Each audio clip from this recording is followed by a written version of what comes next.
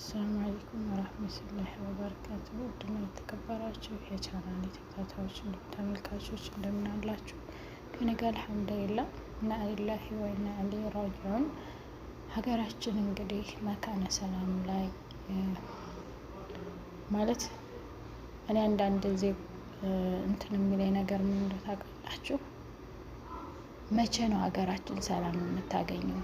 መቼ ነው ምስኪኑ ህዝብ ሰላም አግኝቶ ወጥቶ የሚገባው? የሰው ልጅ መስጂድ ገብቶ አላህ ቤት ገብቶ ለምን ተብሎ መገደል ያለ ጥፋቱ።